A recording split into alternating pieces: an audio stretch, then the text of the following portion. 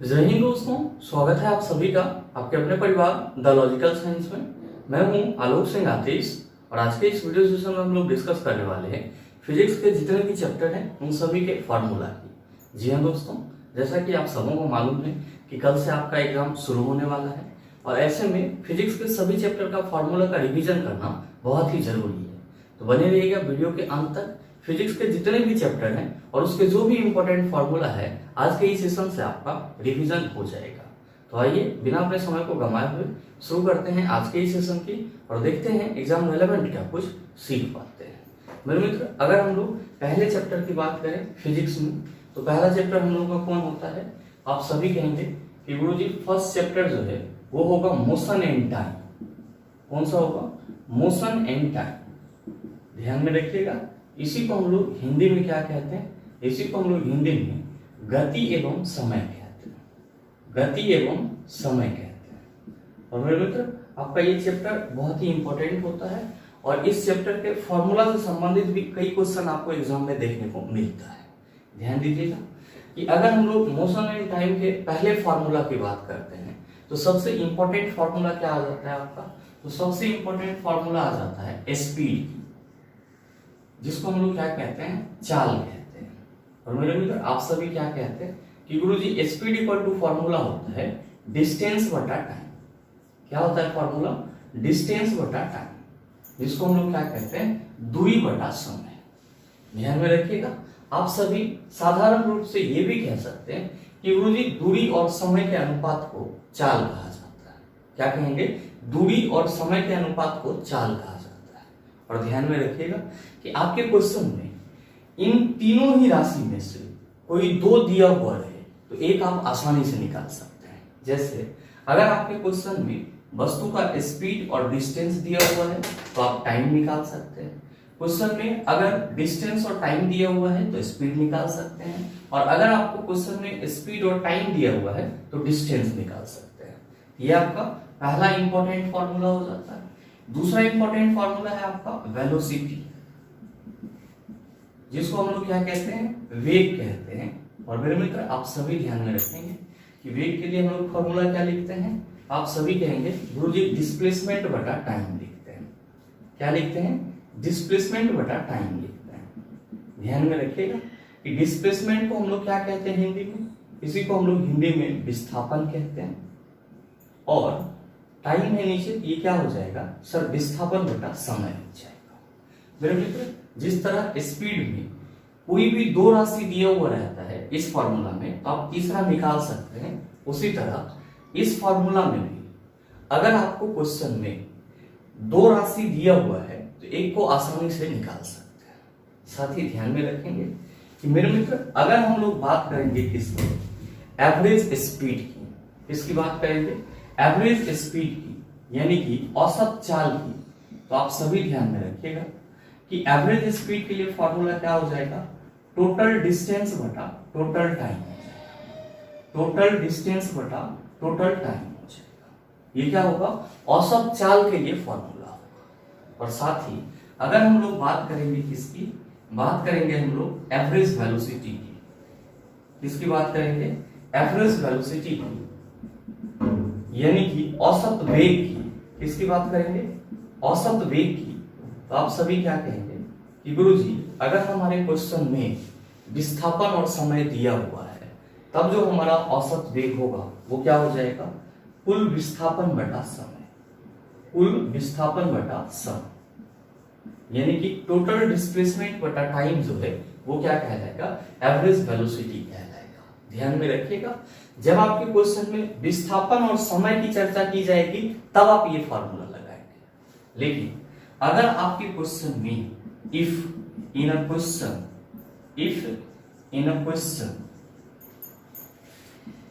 V and U are given, V and U are given, यानी कि अगर आपके क्वेश्चन में वस्तु का अंतिम वेग और साथ ही साथ वस्तु का प्रारंभिक वेग दिया हुआ है, ध्यान में रखेंगे कि V से वस्तु के अंतिम वेग को रिप्रेजेंट करते हैं और U से प्रारंभिक वेग को रिप्रेजेंट करते हैं।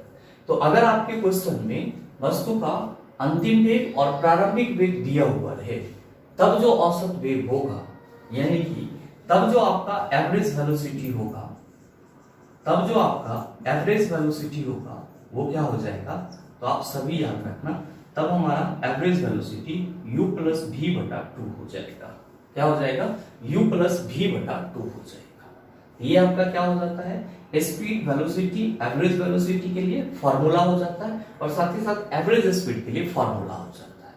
लेकिन यहाँ पे जो आपको मुख्य बातें ध्यान में रखनी है वो ये कि जो आपका स्पीड है, चाल है, चाल हमेशा धनात्मक होती है। क्या ध्यान में रखना है, चाल हमेशा धनात्मक होती है, हमेशा धनात्मक होती है। जबकि दूसरा इंपॉर्टेंट बात आपको जो याद रखना है वो ये कि जो वेग है वो धनात्मक, ऋणात्मक, वेग धनात्मक, ऋणात्मक एवं शून्य तीनों हो सकता है, एवं शून्य तीनों हो सकता है। ये दो पॉइंट भी आप सभी अपने माइंड में रखिएगा।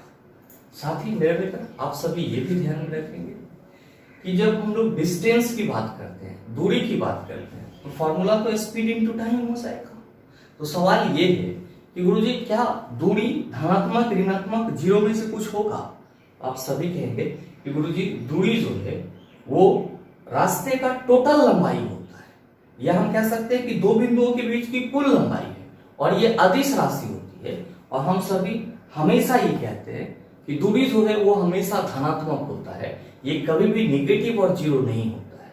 लेकिन जब हम लोग विस्थापन की बात करते हैं तो हम लोग कहते हैं कि गुरुजी ये तो सदिश राशि है, और ये क्या होता है, धनात्मक भी होता है, ऋणात्मक भी होता है और जीरो भी होता है।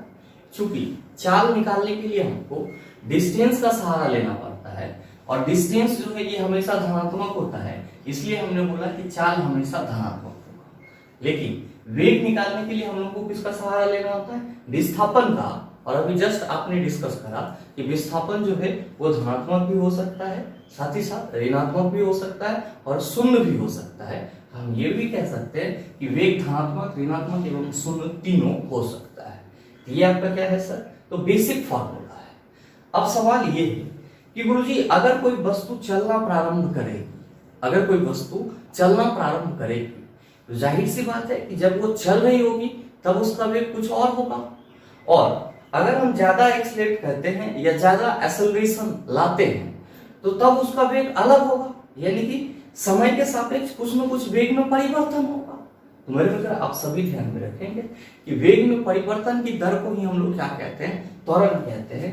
और ध्यान में रखिएगा कि त्वरण को हम लोग a से रिप्रेजेंट करते हैं और वेग में परिवर्तन को v माइनस यू से बताते हैं। तो v माइनस यू बटा टी क्या हो जाएगा, आप कहेंगे गुरुजी त्वरण के लिए फॉर्मूला हो जाएगा, एक्सेलरेशन के लिए फॉर्मूला हो जाएगा। और साथ ही आप सभी ध्यान में रखेंगे क्योंकि v माइनस यू जो है ये वेग में परिवर्तन है, और हम लोग वेग में परिवर्तन को dv से भी रिप्रेजेंट कर सकते हैं। तो a इक्वल टू dv बटा dt, ये भी क्या हो जाएगा, आप कहेंगे त्वरण के लिए ही फॉर्मूला हो जाएगा। ये आपका क्या है, तो सर बेसिक बातें थी मोशन एंड टाइम की। लेकिन इसी चैप्टर में हम लोगों को क्या पढ़ना होता है, तो सर गति के लिए समीकरण पढ़ना होता है, और ये भी आपके लिए इंपॉर्टेंट है। इससे संबंधित क्वेश्चन भी आपके एग्जाम में देखने को मिलते हैं। आइए अब हम लोग डिस्कस करते हैं गति के समीकरण की। लेकिन उससे पहले अगर आप सभी कुछ नोट डाउन करना चाहते हैं तो वीडियो को पॉज करके इन सभी चीजों को नोट डाउन कर सकते हैं। अब हम लोग बात करते हैं गति के समीकरण की। तो आप लोग हेडिंग लगा लेंगे, equation of motion. Equation of motion यानी कि गति के समीकरण। इक्वेशन ऑफ मोशन, गति के समीकरण। ध्यान में रखिएगा कि गति के कुल समीकरण कितने हैं, 3 हैं। किस वैज्ञानिक के द्वारा दिया गया, आप सभी याद रखेंगे कि गैलीलियो के द्वारा दिया गया। किसके द्वारा दिया गया, गैलीलियो के द्वारा दिया गया। आप कहेंगे सर पहला समीकरण कौन सा, तो मेरे मित्र आप सभी ध्यान में रखेंगे कि पहला समीकरण v equal to U plus A T होता है। गति का पहला समीकरण क्या है, v equal to U plus A T. कहने की कोई जरूरत नहीं है, आप सबों को मालूम है कि v अंतिम वेग, u प्रारंभिक वेग, a एक्सेलरेशन और t क्या हो जाएगा, त्वरण हो जाएगा। साथ ही ध्यान में रखेंगे कि जो गति का दूसरा समीकरण है वो है s equal to U T plus half A T square. क्या है? s equal to U T plus half A T square, जहां पे s क्या है? आप कहेंगे तय की गई दूरी, u प्रारंभिक वेग, t समय, a एक्सेलरेशन और फिर से t आपका समय हो जाएगा। तीसरा समीकरण क्या होता है? तो तीसरा समीकरण होता है v square equal to U square plus 2as, और इसी को आप v square minus U square equal to 2as के रूप में भी लिख सकते हैं। ये आपका क्या हो जाता है? गति का 3 समीकरण हो जाता है। पहला v equal to U plus A T, दूसरा s equal to U T plus half A T square, और तीसरा आपका v square equal to U square plus 2as। ध्यान में रखिएगा, एक और इंपॉर्टेंट फॉर्मूला आप सबों को याद रखना है। अगर आपसे क्वेश्चन करा जाए कि nवें सेकंड में वस्तु द्वारा तय की गई दूरी, nवें सेकंड में वस्तु द्वारा तय की गई दूरी, तब आप सभी क्या कहेंगे? तब आप सभी याद रखेंगे कि nवें सेकंड में जो वस्तु द्वारा तय की गई दूरी होगी उसको हम लोग Sn से रिप्रेजेंट करेंगे। किससे रिप्रेजेंट करेंगे? Sn से रिप्रेजेंट करेंगे, और फार्मूला क्या लिखेंगे? लिखेंगे Sn equal to U plus half A into 2n minus 1। तो ये फॉर्मूला भी आप सभी अपने माइंड में रखिएगा, आपके लिए इंपॉर्टेंट है। साथ ही अगर आपसे कभी क्वेश्चन ये पूछ दिया जाए कि जो गति का पहला समीकरण है वो किस दो भौतिक राशि के बीच संबंध बताता है, तो आप सभी ध्यान में रखिएगा कि गति का पहला समीकरण वेग और समय के बीच संबंध बताता है। गति का पहला समीकरण वेग और समय के बीच संबंध बताता है, और साथ ही जो गति का दूसरा समीकरण है ये स्थिति और समय के बीच संबंध बताता है। गति का दूसरा समीकरण स्थिति और समय के बीच संबंध बताता है, जबकि जो गति का तीसरा समीकरण है ये किसके बीच संबंध बताता है? तो आप सभी ध्यान में रखेंगे ये स्थिति और वेग के बीच संबंध बताता है। किसके बीच संबंध बताता है? स्थिति और वेग के बीच संबंध बताता है, या आप कह सकते हैं कि वेग और स्थिति के बीच संबंध बताता है। ये इतना फॉर्मूला आपका मोशन एंड टाइम से हो जाता है, और इसको अपने माइंड में रखना बहुत ही जरूरी है। आइए अब हम लोग बात कर लेते हैं सर्कुलर मोशन, वृत्तीय गति और प्रोजेक्टाइल मोशन से संबंधित महत्वपूर्ण फॉर्मूला की। लेकिन उससे पहले अगर आप सभी कुछ नोट डाउन करना चाहते हैं तो वीडियो को पॉज करके इन सभी चीजों को नोट डाउन कर सकते हैं। अब हम लोग डिस्कस करते हैं सर्कुलर मोशन और प्रोजेक्टाइल मोशन से संबंधित इंपॉर्टेंट फॉर्मूला को। ध्यान में रखिएगा, सर्कुलर मोशन को हम लोग हिंदी में वृत्तीय गति कहते हैं। और मेरे मित्र, सर्कुलर मोशन से संबंधित 3 महत्वपूर्ण फॉर्मूला आप सबों को अपने माइंड में रखना है। पहला चीज कि कोणीय वेग, ध्यान में रखेंगे, कोणीय वेग को हम लोग एंगुलर वेलोसिटी कहते हैं। क्या कहते हैं? एंगुलर वेलोसिटी कहते हैं। और कोणीय वेग के लिए फॉर्मूला क्या होता है? तो सब थीटा बटा टी होता है। क्या होता है? थीटा बटा टी होता है। और मेरे मित्र आप सबों को ध्यान में रखना है कि कोणीय वेग को किससे रिप्रेजेंट किया जाता है? ओमेगा से रिप्रेजेंट किया जाता है। किससे रिप्रेजेंट किया जाता है? ओमेगा से रिप्रेजेंट किया जाता है। और साथ ही साथ आप सभी ध्यान में रखेंगे कि अगर वस्तु किसी सीधी रेखा पर चल रही है या सीधी पथ पर चल रही है तब जो उसका वेग होता है उसको हम लोग रैखिक वेग कहते हैं। और अगर कोई वस्तु वृत्ताकार मार्ग पे चल रही है तब जो उसका वेग होता है उसको हम लोग कोणीय वेग कहते हैं। तो यहाँ पे मैंने लिखा है कि v equal to omega into R. यहाँ पे v क्या है? आप सभी ध्यान में रखेंगे कि v जो है वो रेखीय वेग है। v क्या है? रेखीय वेग है। और साथ ही साथ ओमेगा क्या है? आप कहेंगे सर अभी बताए हैं कि कोणीय वेग है। क्या है? कोणीय वेग है। और r क्या है? तो सर r जो है वो त्रिज्या है। क्या है? त्रिज्या है। तो मेरे मित्र ये जो आप पढ़ रहे हैं v equal to omega r, ये क्या है? तो रेखीय वेग और कोणीय वेग में संबंध है। तो आपके एग्जाम में कभी कभी ये क्वेश्चन पूछ लिया जाता है कि रेखीय वेग और कोणीय वेग में क्या संबंध होता है, तो आप कहेंगे कि रैखिक वेग इक्वल टू होता है कोणीय वेग इंटू त्रिज्या। न हो इसको आप यहाँ पे लिख भी सकते हैं सर कि रैखिक वेग इक्वल टू क्या हो जाएगा? लीनियर वेलोसिटी इक्वल टू क्या हो जाएगा? तो आप कहेंगे गुरुजी कोणीय वेग इंटू त्रिज्या हो जाएगा। कोणीय वेग इंटू क्या हो जाएगा? त्रिज्या हो जाएगा। और साथ ही आप सभी ध्यान में रखेंगे यहाँ पे मैंने दूसरा फॉर्मूला लिखा है a equal to v square बटा r। आप कहेंगे गुरुजी अभी तो आपने a इक्वल टू dv बटा dt बताया, v माइनस u बटा t बताया, तो ये a कौन सा है? तो मेरे मित्र ध्यान में रखेंगे, इसको हम लोग कोणीय त्वरण बोलते हैं। क्या बोलते हैं इसको? हम लोग कोणीय त्वरण बोलते हैं, यानी कि एंगुलर एक्सेलरेशन बोलते हैं। और आप सभी क्या ध्यान में रखेंगे कि कोणीय त्वरण को भी हम लोग a से ही रिप्रेजेंट करते हैं और फॉर्मूला v स्क्वायर बटा r होता है। जहां पे v क्या है चला जी, तो v जो है वो वेग है और r क्या है चला जी, तो r जो है वो त्रिज्या है। तो कोई भी आपसे पूछेगा कि कोणीय त्वरण इक्वल टू फॉर्मूला क्या होता है, तो आप कहेंगे a equal to v square बटा r होता है। क्या होता है? v स्क्वायर बटा r होता है, जहां पे v वेग है, r क्या है? त्रिज्या है। साथ ही ध्यान में रखेंगे अब बात किसकी होगी, तो प्रोजेक्टाइल मोशन की होगी, प्रक्षेप गति की। मेरे मित्र आप सभी क्या कहते हैं कि गुरुजी जब हम लोग प्रक्षेप गति की बात करते हैं तो हम लोग सीधे सीधे कहते हैं कि अगर किसी वस्तु को इस तरह से फेंका जाए, वो वस्तु जो है वो क्षैतिज के साथ कोण बनाते हुए क्या हो, तो सर किसी बिंदु पर जाकर के गिरे, तब जो इस प्रकार का मोशन होता है इसको हम लोग प्रोजेक्टाइल मोशन कहते हैं। जैसे अगर हम लोग किसी वस्तु को यहां से फेंकें और ये यहां से कुछ इस तरह से इस पॉइंट पे फॉल हो जाए, तो हम लोग क्या कहते हैं कि गुरुजी ये जो होगा ये हमारा प्रक्षेप गति का उदाहरण होगा। ध्यान दीजिएगा, आप फेंक कहां से रहे हैं? यहां से, और ये धरती के साथ एंगल बनाते हुए कुछ इस तरह से ये यहाँ पे गिर रहा है, ये आपका क्या हो जाएगा? आप कहेंगे कि गुरुजी अगर हम यहाँ पे एक ग्राफ डालते हैं, अगर हम यहाँ पे एक क्षैतिज रेखा और एक लंबवत रेखा खींच दे, ये हमारा प्रोजेक्टाइल मोशन हो जाएगा, प्रक्षेप गति हो जाएगा। ध्यान में रखिएगा, ये जो आप परवलय देख रहे हैं इसको क्या बोलते हैं? इसको हम लोग प्रक्षेप का वक्र बोलते हैं। क्या बोलते हैं? प्रक्षेप का वक्र बोलते हैं। और यहाँ पे आपको मात्र 3 चीज ध्यान में रखना है। 3 चीज क्या क्या? तो ध्यान दीजिएगा कि जब आप यहां से फेंकेंगे और कोई वस्तु यहां आएगा, तो यहां से लेकर के यहां तक ये कुछ ना कुछ डिस्टेंस तय करेगा, कुछ ना कुछ दूरी कवर करेगा। मेरे मित्र ध्यान में रखेंगे, प्रोजेक्टाइल मोशन में इसी डिस्टेंस को रेंज बोला जाता है। क्या बोला जाता है? रेंज, यानी कि परास बोला जाता है।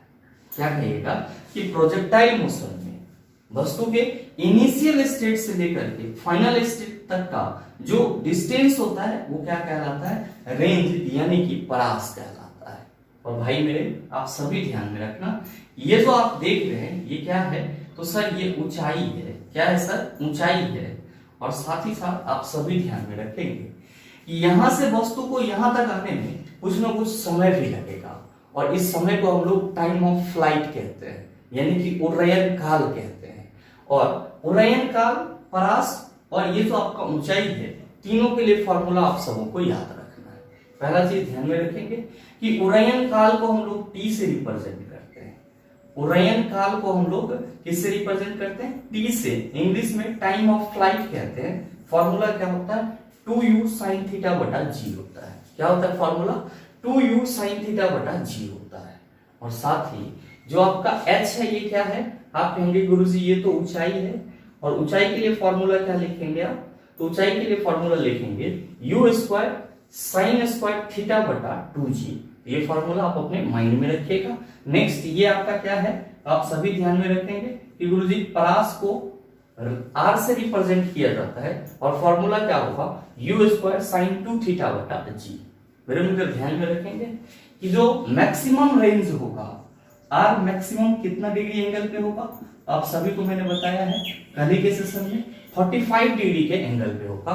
तो ये क्वेश्चन भी आपके एग्जाम में पूछा गया था, तो आप इसका भी ख्याल अपने माइंड में जरूर रखिएगा। आपका मोशन एंड टाइम में मोशन एंड टाइम का जो बेसिक फार्मूला था, और साथ ही साथ सर्कुलर मोशन का जो बेसिक फार्मूला था, और जो प्रोजेक्टाइल मोशन का बेसिक फार्मूला था, ये पूरी तरह से कंप्लीट हो जाता है।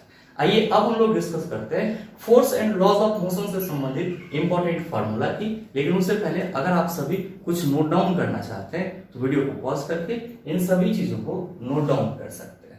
अब हम लोग डिस्कस करते हैं force and laws of motion से संबंधित इंपॉर्टेंट फार्मूला की। ध्यान में रखिएगा, इसी को हम लोग हिंदी में बल तथा गति का नियम कहते हैं।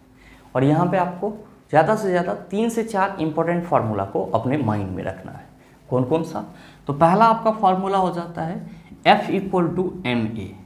F बोले तो बल, और बल के लिए फॉर्मूला आप लोग क्या लिखते हैं, तो गुरुजी द्रव्यमान गुना त्वरण। तो आप सभी इस फॉर्मूला को अपने माइंड में रखेंगे, आपके लिए बहुत ही इंपॉर्टेंट है। ध्यान दीजिएगा, ये जो आप F = ma लिख रहे हैं, ये फॉर्मूला आपको न्यूटन के किस लॉ से मिलता है, तो आप सभी याद रखना कि बल के लिए जो फॉर्मूला है वो हम लोग को न्यूटन के सेकेंड लॉ से मिलता है, जबकि बल की परिभाषा हम लोग को कहाँ से मिलता है, तो न्यूटन के फर्स्ट लॉ से मिलता है। ये दो चीज़ भी आप सभी अपने माइंड में रखेंगे। और मेरे मित्र, बल के बाद जो आपको इम्पोर्टेंट फार्मूला देखना है वो क्या है आपका, तो P = mv। ध्यान में रखिएगा, P बोले तो संवेग, जिसको हम लोग इंग्लिश में क्या कहते हैं, मोमेंटम कहते हैं। क्या कहते हैं, मोमेंटम कहते हैं। और मोमेंटम = हम लोग क्या फार्मूला पढ़ते हैं, वस्तु का द्रव्यमान इंटू वेग, यानी कि वस्तु के द्रव्यमान और वेग के गुणनफल को हम लोग क्या कहते हैं, संवेग कहते हैं। ध्यान देंगे कि अगर आपको इस तीनों ही राशि में से कोई दो दिया हुआ रहेगा तो एक को आप आसानी से निकाल सकते हैं, और उसी तरह से अगर यहाँ पे भी आपको इस तीनों राशि में से क्वेश्चन में दो दिया हुआ रहेगा तो आप उसको आसानी से कैलकुलेट कर सकते हैं। साथ ही ध्यान में रखेंगे कि जो इम्पोर्टेंट फार्मूला एक और आपको इस चैप्टर में देखने को मिलता है वो है आपका इम्पल्स, जिसको हम लोग क्या कहते हैं, तो इसी को हम लोग आवेग कहते हैं। और आवेग के लिए फार्मूला क्या होता है, तो F × t होता है, यानी कि बल और समय के गुणनफल को हम लोग क्या कहते हैं, आवेग कहते हैं। तो ये आपका 3 छोटा छोटा फार्मूला हो जाता है। लेकिन आप सबों को यहाँ पे ध्यान में रखना होगा 2 इम्पोर्टेंट बात। पहला इम्पोर्टेंट बात क्या है, तो आप सभी ध्यान में रखेंगे कि संवेग में परिवर्तन की दर को, संवेग में परिवर्तन की दर को बल कहा जाता है। क्या कहेंगे कि संवेग में परिवर्तन की दर को क्या कहा जाएगा, बल कहा जाएगा। मेरे मित्र ध्यान देंगे कि यहाँ से आपको बल के लिए एक नया फार्मूला मिल जाता है, और वो फार्मूला क्या है, तो आप सभी कहेंगे कि गुरुजी इसका मतलब ये हुआ कि तब तो हम लोग बल = संवेग में परिवर्तन, बल = संवेग में परिवर्तन बटा समय लिख सकते हैं। चला जी, बिल्कुल लिख सकते हैं। और अगर आपका संवेग P1 और P2 हो, संवेग क्या हो आपका, P1 और P2 हो, और टाइम t हो, तो संवेग में परिवर्तन की दर को आप कैसे रिप्रेजेंट कर सकते हैं, आप कहेंगे संवेग में परिवर्तन की दर तो बल कहलाएगा, बल को हम F से रिप्रेजेंट करेंगे, और F = हम लोग संवेग में परिवर्तन की बात करेंगे तो P2 - P1 बटा t लिख सकते हैं।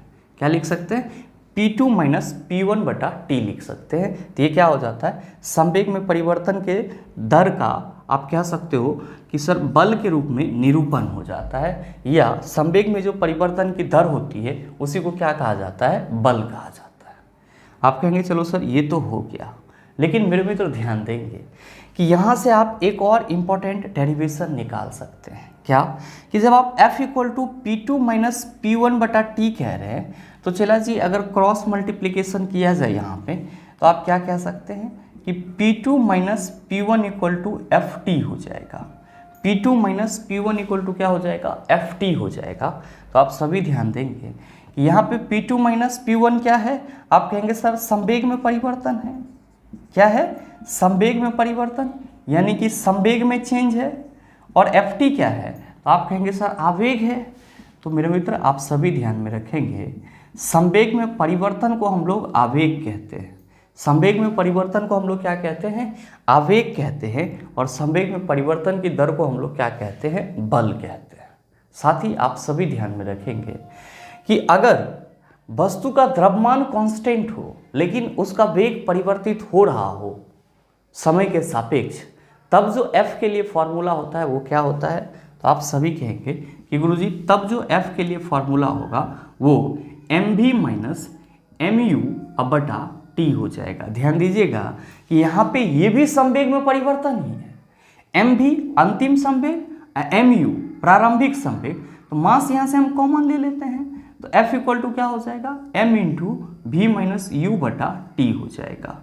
मेरे मित्र ध्यान दीजिएगा कि इस फार्मूला पे भी आपके ग्रुप डी एग्जाम में कई क्वेश्चन पूछे गए थे।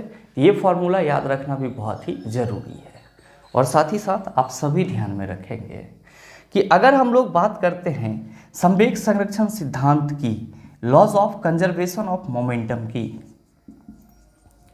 Laws of conservation of momentum की, laws of conservation of momentum की, तो हम लोग क्या कहते हैं कि गुरुजी संवेग संरक्षण सिद्धांत कहता है कि टक्कर से पहले और टक्कर के बाद का जो कुल संवेग होता है वो नियत होता है, और इस हिसाब से हम लोग क्या लिखते हैं, तो हम लोग लिखते हैं m1u1 plus m2u2 equal to m1v1 plus m2v2। तो आप ये चीज़ भी ध्यान में रखिएगा, आपके लिए सर जरूरी है कि संवेग संरक्षण सिद्धांत से संबंधित जो क्वेश्चन आएंगे उसको सॉल्व करने के लिए जो आपको फॉर्मूला याद रखना है वो क्या है, m1 into u1 plus m2 into u2 equal to m1 into v1 plus m2 into v2। और मेरे मित्र साथ ही ध्यान में रखेंगे कि आपको इसी चैप्टर में रिक्वाइल वेलोसिटी भी देखना होता है, जिसको हम लोग प्रतिघाती वेग कहते हैं। और नो डाउट आप सबों को मालूम है कि प्रतिघाती वेग से संबंधित बहुत सारे क्वेश्चन आपके ग्रुप डी एग्जाम में पूछे गए थे। तो आप सभी यहाँ पे स्टार मार्क देकर के प्रतिघाती वेग का भी फॉर्मूला लिख लेंगे। प्रतिघाती वेग, प्रतिघाती वेग को हम लोग इंग्लिश में क्या कहते हैं, इसी को हम लोग इंग्लिश में रिक्वाइल वेलोसिटी कहते हैं। क्या कहते हैं, रिक्वाइल वेलोसिटी कहते हैं। और चला जी आप सभी ध्यान में रखिएगा कि रिक्वाइल वेलोसिटी को हम लोग v से रिप्रेजेंट करते हैं, और फॉर्मूला इसके लिए क्या हो जाता है, इसके लिए फॉर्मूला हो जाता है माइनस mv बटा m। रिक्वाइल वेलोसिटी के लिए क्या फॉर्मूला हो जाता है, तो v equal to minus mv बटा m हो जाता है। जहाँ पे आपको क्या ध्यान में रखना है कि जो छोटा वाला m है ये गोली का द्रव्यमान है, छोटा वाला m किसका द्रव्यमान है, तो ये गोली का द्रव्यमान है। जबकि जो आपका छोटा वाला v है ये क्या है, तो आप सभी याद रखेंगे गोली का वेग है। जबकि जो ये बड़ा वाला m है ये क्या है, तो सर ये बंदूक का द्रव्यमान है। किसका द्रव्यमान है सर, बंदूक का द्रव्यमान है। तो आप ये चीज़ भी ध्यान में रखिएगा कि प्रतिघाती वेग के लिए फॉर्मूला क्या होता है, तो v equal to minus M V बटा एम होता है। क्या होता है, v equal to minus M V बटा एम होता है। और साथ ही साथ आप सभी ध्यान में रखेंगे यहाँ पे p इक्वल टू आपने क्या लिखा है, एम भी लिखा है। मतलब ये हुआ कि संवेग जब भी निकालेंगे तो हमको क्या जरूरत पड़ेगा, तो वस्तु के द्रव्यमान और वेग की जरूरत पड़ेगी। मतलब साफ है कि संवेग जो है वो वस्तु के द्रव्यमान और वेग पर डिपेंड करता है। संवेग जो है वो किस पे डिपेंड करता है, वस्तु के द्रव्यमान और वेग पे डिपेंड करता है। ध्यान दीजिएगा कि वस्तु के द्रव्यमान और वेग पे कैसे डिपेंड करता है, तो आप सभी कहेंगे कि गुरुजी P इक्वल टू एम भी लिखा हुआ है, तो हम ये कह सकते हैं कि ये डायरेक्टली प्रोपोर्शनल है। मतलब ये हुआ कि अगर वेग को दोगुना कर दिया जाएगा और मास हमारा कांस्टेंट रहे तो संवेग भी क्या हो जाएगा, दोगुना हो जाएगा। ये छोटा छोटा बात भी आप अपने माइंड में रखिएगा, आपके लिए बहुत ही ज़रूरी है। और साथ ही पहले ही मैंने बताया कि न्यूटन के फर्स्ट नियम से हमको बल की परिभाषा मिलती है, जबकि सेकेंड लॉ से हमको F equal to M A वाला फॉर्मूला मिलता है। यहाँ से आप A भी निकाल सकते हैं, A इक्वल टू क्या हो जाएगा, F बटा M हो जाएगा। और साथ ही साथ ये चीज़ तो आपको याद रहेगा ही रहेगा, और ये फॉर्मूला आपका बहुत ही महत्वपूर्ण है। कई क्वेश्चन आपके एग्जाम में इससे पूछे गए हैं, और साथ ही प्रतिघाती वेग का जो ये फॉर्मूला है ये भी आपके लिए इम्पोर्टेंट है। आइए अब हम लोग डिस्कस करते हैं ग्रेविटेशन से संबंधित इंपॉर्टेंट फार्मूला की। लेकिन उससे पहले अगर आप सभी कुछ नोट डाउन करना चाहते हैं तो वीडियो को पॉज करके इन सभी चीज़ों को नोट डाउन कर सकते हैं। अब हम लोग डिस्कस करते हैं ग्रेविटेशन से संबंधित कुछ महत्वपूर्ण फार्मूला की। ध्यान में रखिएगा, इसी को हम लोग हिंदी में क्या कहते हैं, इसी को हम लोग हिंदी में गुरुत्वाकर्षण कहते हैं। बहुत ही इंपॉर्टेंट चैप्टर है और कई क्वेश्चन आपके एग्जाम में गुरुत्वाकर्षण से भी देखने को मिल जाते हैं। तो पहला चीज़ तो आप सभी ध्यान में रखेंगे कि गुरुत्वाकर्षण बल हो या फिर ऐसे बल हो, दोनों को हम लोग किससे रिप्रेजेंट करेंगे, F से रिप्रेजेंट करेंगे। तो पहला सवाल ये है कि गुरुत्वाकर्षण बल के लिए फॉर्मूला क्या होगा। तो मेरे मित्र आप सभी क्या कहते हैं कि Guruji, if two object which mass is m1 and m2 are kept at a distance of r, then the attraction force between them is represented by F। मतलब ये हुआ कि जब दो मासेबल ऑब्जेक्ट m1 और m2 द्रव्यमान का एक दूसरे से r डिस्टेंस पे रखा हो, तब इसके बीच में जो आकर्षण बल लगेगा उसको हम लोग F से रिप्रेजेंट करेंगे। और फॉर्मूला क्या लिखेंगे, F equal to G m1 into m2 बटा आर स्क्वायर। क्या लिखेंगे, F equal to G m1 into m2 बटा आर स्क्वायर। चला जी, ध्यान में रखिएगा कि यहाँ पे जो आपका कैपिटल G है इसी को क्या बोला जाता है, इसी को ग्रेविटेशनल कांस्टेंट बोला जाता है। क्या बोला जाता है, ग्रेविटेशनल कांस्टेंट, जिसको हम लोग क्या कहते हैं, गुरुत्वाकर्षण स्थिरांक कहते हैं। और इसका जो मान होता है, इसका वैल्यू जो होता है वो क्या होता है, हमेशा फिक्स होता है। वैल्यू हमेशा निश्चित होता है, यानी कि फिक्स होता है, और कहीं पे भी चले जाने से जी के वैल्यू में कोई परिवर्तन नहीं होता है। जी का वैल्यू कितना होता है, तो आप सभी ध्यान में रखेंगे कि जी का value 6.67 into 10⁻11 newton metre square पर केजी स्क्वायर होता है। तो आप ये चीज़ भी ध्यान में रखिएगा।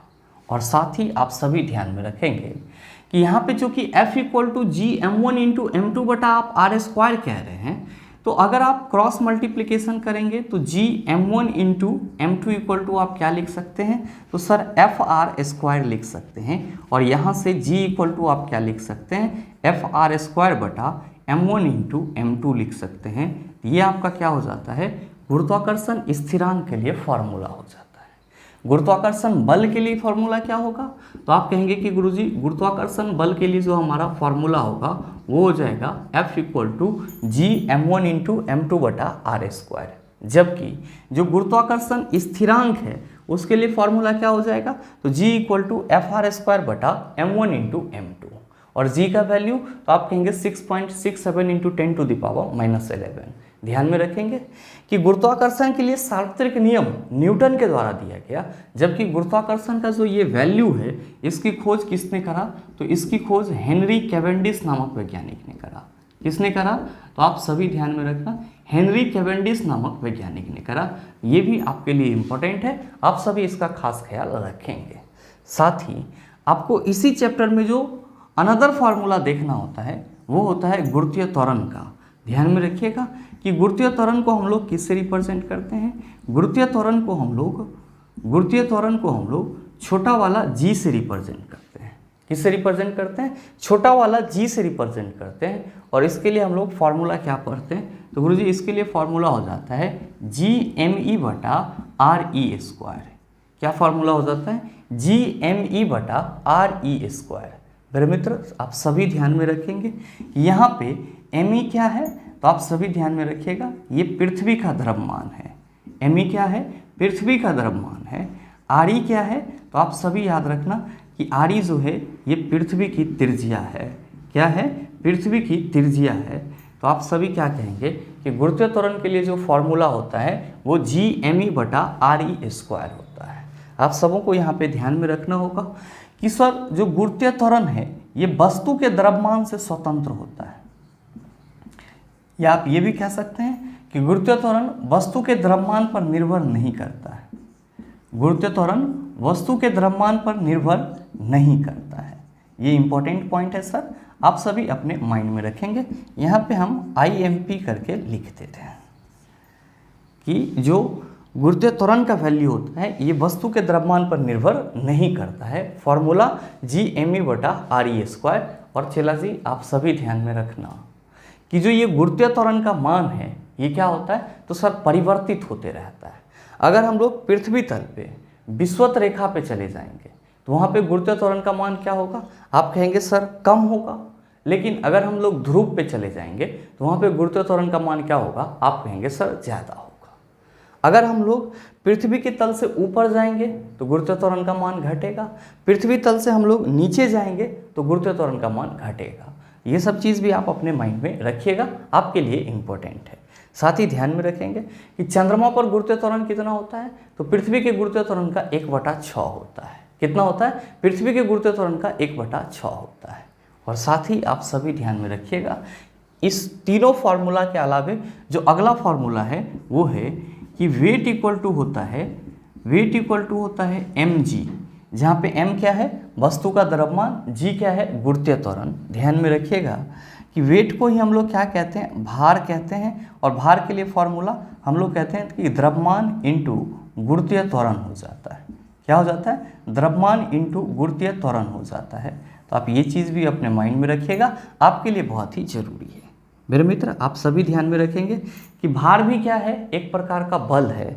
भार भी क्या है, एक प्रकार का बल है, और इसका यूनिट भी क्या होता है, तो हम लोग न्यूटन ही लिखते हैं। और साथ ही अगर आप weight equal to W equal to mg कह रहे हैं, तो मेरे मित्र अगर आपके क्वेश्चन में वेट और गुरुत्वीय त्वरण दिया हुआ है तो आप m निकाल सकते हैं, और आप क्या कहेंगे कि गुरुजी m इक्वल टू हो जाएगा W/g। क्या हो जाएगा, m इक्वल टू W/g। क्या दिया हुआ है क्वेश्चन में, क्वेश्चन में वेट दिया हुआ है, भार दिया हुआ है, और गुरुत्वीय त्वरण तो आप सबों को मालूम ही है कि पृथ्वी तल पे जब तक कहा ना जाए क्वेश्चन में ये फिक्स ही रहता है 9.8 मीटर पर सेकेंड स्क्वायर, और अगर ज़्यादा से ज़्यादा कहा जाएगा तो क्या कहा जाएगा, सर गुरुत्वीय त्वरण का वैल्यू 10 मीटर पर सेकेंड स्क्वायर ले लीजिए। तो अगर आपके क्वेश्चन में भार रहेगा दिया हुआ, गुरुत्वीय त्वरण आपको मालूम है, तो आप m निकाल सकते हैं, क्या होगा W/g हो जाएगा। तो ये चीज़ भी आप अपने माइंड में रखिएगा, आपके लिए ज़रूरी है। तो ये आपका गुरुत्वाकर्षण के लिए बेसिक फार्मूला हो जाता है। लेकिन जब हम लोग किसी भी वस्तु को ऊपर से नीचे गिराते हैं, या फिर किसी वस्तु को हम लोग क्या करते हैं, नीचे से ऊपर फेंकते हैं, तो यहाँ पे भी आपको कुछ समीकरण याद रखने होते हैं जो कि इम्पोर्टेंट है, और उस समीकरण से संबंधित कई न्यूमेरिकल क्वेश्चन आपके एग्जाम में पूछे गए हैं। तो आप सबों के मन में सवाल उठना लाजमी है कि गुरुजी अगर वस्तु को ऊपर से नीचे गिराया जाएगा तब गुरुत्व के अधीन गति के लिए समीकरण क्या होगा, और वस्तु को अगर नीचे से ऊपर की ओर फेंका जाएगा तब गुरुत्व के अधीन वस्तु के लिए जो गति करेगा उसके लिए समीकरण क्या होगा। तो आइए उसको भी डिस्कस करते हैं। लेकिन उससे पहले अगर आप सभी कुछ नोट डाउन करना चाहते हैं तो वीडियो को पॉज करके इन सभी चीज़ों को नोट डाउन कर सकते हैं। अब हम लोग डिस्कस करते हैं गुरुत्व के अधीन गति के लिए वस्तु के समीकरण की। तो हेडिंग लगा लेंगे कि गुरुत्व के अधीन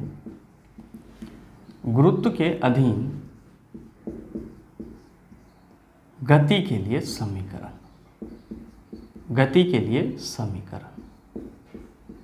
मेरे मित्र ध्यान दीजिएगा कि गुरुत्व के अधीन अगर गति के लिए समीकरण की बात करेंगे तो हम लोग क्या कहेंगे, हम लोग कहेंगे कि गुरुजी दो केस हो सकता है। पहला केस क्या हो सकता है, तो वस्तु को किसी ऊंचाई से गिराया जाएगा। पहला केस क्या हो सकता है, तो वस्तु को किसी ऊंचाई से गिराया जा सकता है। और दूसरा केस क्या हो सकता है, तो सर वस्तु को नीचे से ऊपर की ओर फेंका जा सकता है। ये दो केस आपको देखने को मिलेंगे। जब भी हम लोग गुरुत्व के अधीन गति की बात करेंगे तो आपको कितने पॉसिबल केस देखने को मिल सकते हैं, आप कहेंगे सर दो ही तो है, या तो वस्तु ऊपर से नीचे गिर रहा होगा या फिर वस्तु नीचे से ऊपर जा रहा होगा। तो मेरे मित्र आप सभी ध्यान में रखेंगे कि जब वस्तु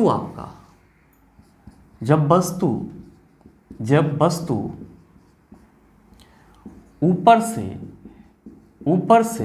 नीचे गिर रहा हो, जब वस्तु ऊपर से नीचे गिर रहा हो तो जी हम लोग क्या लेंगे, आप कहेंगे जी धनात्मक लेंगे, यानी कि गुरुत्वीय त्वरण क्या हो जाएगा, तो सर धनात्मक होगा। और फॉर्मूला क्या लिखेंगे, तो सर सेम जो गति के समीकरण के लिए हम लोगों ने फॉर्मूला देखा है वही फॉर्मूला को हम लोग यहाँ पे रिप्लेस करेंगे कुछ अलग टर्म के साथ, जिसको हम लोग कह सकते हैं कि वो गुरुत्व के अधीन है, इसीलिए वहाँ पे हम लोगों ने रिप्लेस कर दिया उसको। जैसे अगर हम लोग बात करते हैं गति के पहले समीकरण की, तो आप क्या कहते हैं कि v = u + at होगा। लेकिन मेरे मित्र यहाँ पे u जो है ये तो प्रारंभिक वेग को बता रहा है, और a जो है ये त्वरण को बता रहा है, ये तो रैखिक त्वरण है। लेकिन यहाँ पे वस्तु ऊपर से नीचे गिरेगी तो गुरुत्वीय त्वरण के अधीन गिरेगी। इस a को हम g से रिप्लेस कर देंगे, और जब वस्तु ऊपर से नीचे गिर रहा होगा तो हम लोग क्या कहेंगे कि जो पहला समीकरण होगा वो हो जाएगा v = u + gt। क्या हो जाएगा, v = u + gt। हमने क्या करा, यहाँ पे जो आपका a था उसको रिप्लेस कर दिया किससे, g से। नेक्स्ट हम लोग पढ़ते हैं s = ut + ½ at²। तो s क्या है, आप कहते हैं सर ये तो दूरी है, लेकिन यहाँ पे जो वस्तु ऊपर से नीचे गिराया जाएगा तो वस्तु के द्वारा दूरी के रूप में क्या कवर किया जाएगा, आप कहेंगे ऊंचाई। तो मेरे मित्र h = फॉर्मूला हो जाएगा ut + ½ at² ना कहेंगे, ½ gt² कहेंगे। क्या कहेंगे, ut + ½ gt²।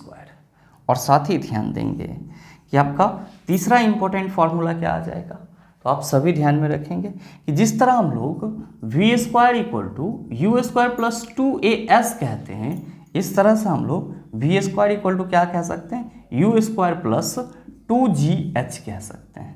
ए को हमने किससे रिप्लेस कर दिया, जी से, और एस को हमने एच से रिप्लेस कर दिया। ये आपका 3 समीकरण हो जाता है। जब वस्तु ऊपर से नीचे गिर रहा होता है तब हम लोग इस तीनों ही फॉर्मूला का इस्तेमाल करते हैं क्वेश्चन में दिए हुए डाटा के अनुसार। लेकिन यहाँ पे आपका क्या है सर, तो वस्तु को नीचे से ऊपर की ओर फेंका जा रहा है। तो ध्यान में रखेंगे कि जब वस्तु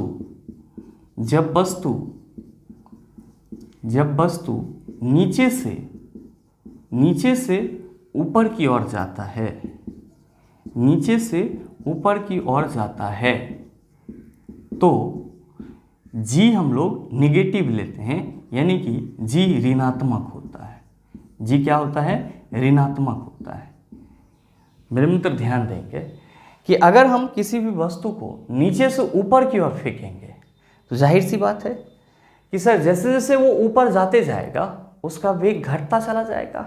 अच्छा, वस्तु जो ऊपर जाएगा वो किसके विरुद्ध जाएगा, आप कहेंगे सर गुरुत्वीय त्वरण तो नीचे की ओर लगता है, लेकिन हम वस्तु को ऊपर फेंक रहे हैं, तो कहीं ना कहीं वस्तु जो ऊपर जा रहा है वो गुरुत्वीय त्वरण के विरुद्ध जा रहा है। इसीलिए हम लोग क्या कहते हैं कि जब वस्तु नीचे से ऊपर की ओर जाता है तो जी जो है वो ऋणात्मक होता है। और इसके लिए जो फॉर्मूला होगा वो आपका ये तीनों ही फॉर्मूला सेम होगा, लेकिन फर्क क्या होगा, तो सर यहाँ पे जी ऋणात्मक होगा तो बीच में जो साइन प्लस है वो बदल जाएगा, वस्तु अगर नीचे से ऊपर की ओर फेंका जा रहा है तो। कैसे, तो ध्यान दीजिएगा कि जब वस्तु नीचे से ऊपर की ओर जाता है तब जो आपका पहला फॉर्मूला होता है गुरुत्व के अधीन गति के लिए समीकरण की, वो होता है v equal to U minus G T. क्या होता है, v equal to U minus G T. और दूसरा क्या होता है, तो दूसरा होता है h equal to U T minus half G T square. h equal to क्या हो जाता है, U T minus half G T square. और तीसरा क्या हो जाता है, चला जी, तीसरा हो जाता है V square equal to U square minus 2gh। ध्यान दीजिएगा सारे फॉर्मूला सेम है, बस फर्क किसका है, तो साइन का है। यहाँ पे आप सबों को ध्यान में रखना है कि वस्तु को अगर ऊपर से नीचे गिराया जाएगा तो गुरुत्वीय त्वरण धनात्मक लेंगे, और वस्तु को अगर नीचे से ऊपर की ओर फेंका जाएगा, वस्तु को नीचे से ऊपर की ओर फेंका जाएगा तो गुरुत्वीय त्वरण हम लोग ऋणात्मक लेंगे। तो ये आपका ग्रेविटेशन का कुछ इंपॉर्टेंट फॉर्मूला हो जाता है जहाँ से आपके एग्जाम में क्वेश्चन देखने को मिलते हैं।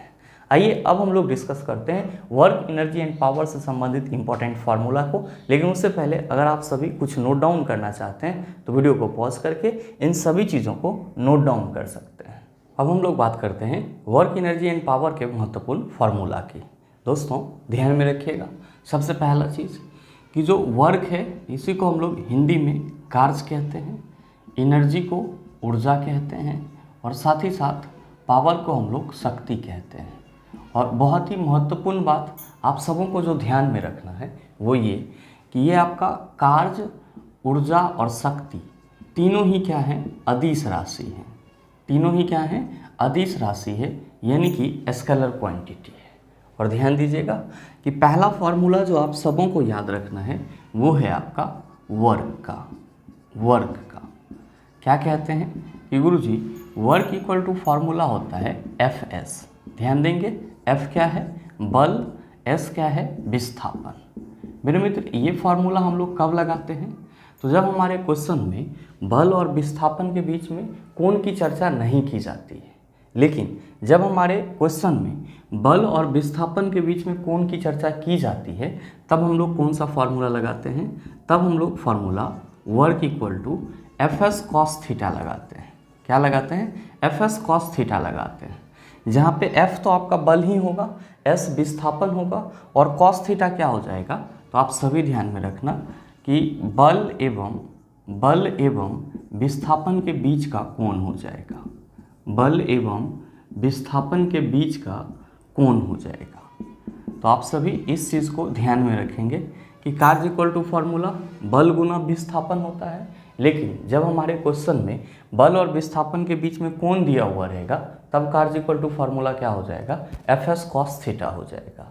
यहाँ पे cos थीटा का 3 वैल्यू आप सभी याद रखिएगा कि अगर cos 0 डिग्री हो तो cos 0 डिग्री का वैल्यू 1 होता है।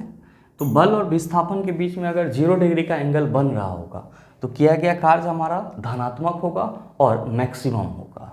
साथ ही ध्यान में रखेंगे कि अगर बल और विस्थापन के बीच में 180 डिग्री का कोण बन रहा होगा तो cos 180 डिग्री होगा और cos 180 डिग्री का वैल्यू -1 होता है। तो आप सभी क्या कहेंगे कि गुरुजी बल और विस्थापन के बीच में अगर 180 डिग्री का कोण बन रहा होगा तो किया गया कार्य ऋणात्मक होगा और मिनिमम होगा। साथ ही ध्यान में रखेंगे कि अगर बल और विस्थापन के बीच में 90 डिग्री का एंगल बन रहा हो तो हम लोगों का cos 90 डिग्री हो जाएगा और 90 डिग्री के केस में हम लोग क्या कहते हैं कि गुरुजी इसका वैल्यू 0 होता है। तो हम ये कह सकते हैं कि बल और विस्थापन के बीच में अगर एंगल 90 डिग्री का है तो किया गया कार्य हमारा क्या हो जाएगा, 0 हो जाएगा।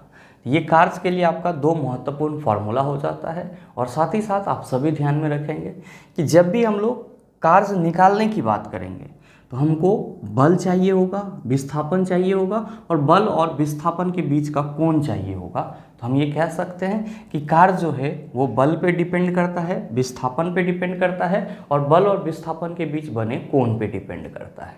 तो आप ये चीज़ भी अपने माइंड में रखेंगे। अब सवाल किसकी है? अब सवाल है कि सर ऊर्जा क्या होता है, एनर्जी क्या होता है?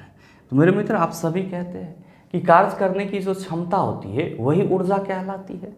और आप सबों को यहाँ पे ध्यान में रखना होगा कि एक्चुअली में जो हम लोग के एग्ज़ाम में ऊर्जा से संबंधित क्वेश्चन पूछे जाते हैं उसमें गतिज ऊर्जा और स्थितिज ऊर्जा का बोलबाला होता है। मतलब गतिज ऊर्जा और स्थितिज ऊर्जा से संबंधित ही आपके क्वेश्चन देखने को मिलते हैं।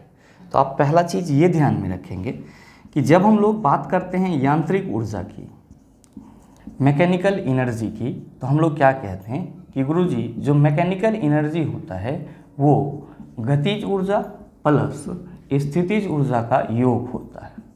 गतिज ऊर्जा प्लस स्थितिज ऊर्जा का योग होता है।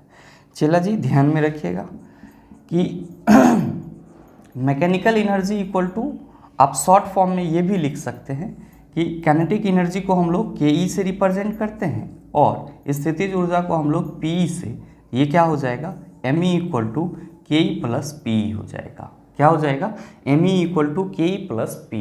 ये रिलेशन आपको याद रखना बहुत ही ज़रूरी है क्योंकि आपके एग्जाम में कभी कभी क्वेश्चन पूछ लिया जाता है कि यांत्रिक ऊर्जा माइनस गतिज ऊर्जा इक्वल टू व्हाट। तो आप कहेंगे सर स्थितिज ऊर्जा हो जाएगा। यांत्रिक ऊर्जा माइनस स्थितिज ऊर्जा इक्वल टू व्हाट, तो आप कहेंगे गतिज ऊर्जा हो जाएगा। तो मेन अगर आपको ये रिलेशन याद है तो आपको कोई दिक्कत नहीं होगा। साथ ही साथ ध्यान में रखेंगे कि अगर हम लोग गतिज ऊर्जा की बात करते हैं तो K equal to formula half M V square होता है जो आप सबों को याद होगा। और पोटेंशियल एनर्जी की बात करते हैं तो जो हमारा स्थितिज ऊर्जा होता है उसके लिए फॉर्मूला एम जी एच होता है। क्या होता है, एम जी एच होता है। तो ये आपका ऊर्जा के लिए फॉर्मूला हो जाता है। और साथ ही साथ आप सभी ध्यान में रखिएगा क्या कि अगर हम लोग बात करते हैं किसकी, पावर की, तो पावर इक्वल टू फॉर्मूला क्या होगा। आप सभी कहेंगे कि गुरुजी 2 हो सकता है, कार्य करने की दर शक्ति कहलाती है या फिर ऊर्जा में व्यय की दर शक्ति कहलाती है। तो आप दोनों याद रखेंगे। पावर इक्वल टू आप कार्य बटा समय भी कह सकते हैं या फिर पावर इक्वल टू आप क्या कह सकते हैं, तो पावर इक्वल टू ऊर्जा बटा समय भी कह सकते हैं। क्या कह सकते हैं, ऊर्जा बटा समय भी कह सकते हैं। और साथ ही मेरे मित्र आप सभी ध्यान में रखेंगे, आपके क्वेश्चन में ये भी पूछा जाता है कि कोई वस्तु ऊपर चढ़ रहा है, सीढ़ी पे चढ़ रहा है, या कोई व्यक्ति सीढ़ी पे चढ़ रहा है, या किसी वस्तु को ऊपर उठाया जा रहा है, तो ऊपर उठाने के क्रम में किया गया कार्य क्या होगा। तो आप सभी यहाँ पे स्टार मार्क दे करके लिख लेंगे कि ऊपर उठाने के क्रम में, ऊपर उठाने के क्रम में किया गया कार्य, ऊपर उठाने के क्रम में जो किया गया कार्य होगा वो किसके बराबर होगा, एम जी एच के बराबर होगा। किसके बराबर होगा, एम जी एच के बराबर होगा। अब चाहे उसको आप हाथ से उठाओ ऊपर या फिर वस्तु या व्यक्ति सीढ़ी चढ़ करके ऊपर जाए, इन सभी केसेस में जो किया गया कार्य होगा वो क्या होगा, एम जी एच के बराबर होगा। चला जी यहाँ पे आपको ये भी ध्यान में रखना होगा कि आपके एग्जाम में कभी कभी ये भी क्वेश्चन पूछ लिया जाता है कि कोई व्यक्ति है जो कुछ सीढ़ी चढ़ करके ऊपर पहुँचता है, तो आपसे पूछा जाता है कि उसने कितना शक्ति का इस्तेमाल किया। तो आप सभी ध्यान में रखेंगे कि ऊपर उठने के दौरान या ऊपर चढ़ने के दौरान जो कार्य करने की दर होगी वो क्या कहलाएगी, शक्ति कहलाएगी। तो सीढ़ी चढ़ने के केस में हम लोग ऊपर चढ़ रहे हैं, तो सीढ़ी चढ़ने के केस में जब ऊपर चढ़ रहे हैं तो यहाँ पे जो कार्य करने की दर होगी वो किसके बराबर होगी? तो आप कहेंगे गुरुजी यहाँ पे जो कार्य होगा वो mgh के बराबर होगा, और समय से डिवाइड कर देंगे तो सीढ़ी चढ़ने में जितना शक्ति लगा है वो मालूम चल जाएगा। तो बस आप सभी ध्यान में रखेंगे कि अगर आपके क्वेश्चन में सीढ़ी चढ़ने की बात की जाएगी और फिर शक्ति पूछा जाएगा आपको, तो आप कहेंगे शक्ति इक्वल टू कार्य करने की दर, यानी कि कार्य बटा समय। यहाँ पे सीढ़ी चढ़ेंगे मतलब ऊपर जाने के दौरान किया गया कार्य mgh होगा, अब बटा टाइम से आप डिवाइड कर देंगे तो सीढ़ी चढ़ने के दौरान जितनी शक्ति का इस्तेमाल किया जा रहा है वो शक्ति आपको मिल जाएगा।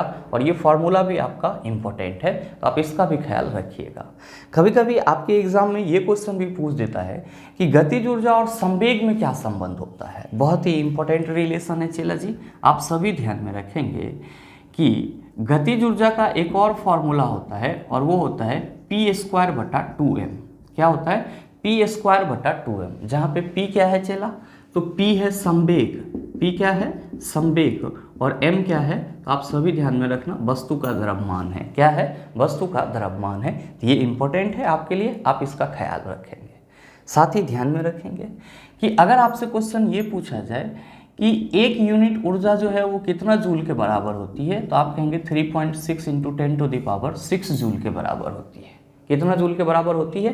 तो 3.6 × 10⁶ जूल के बराबर होती है।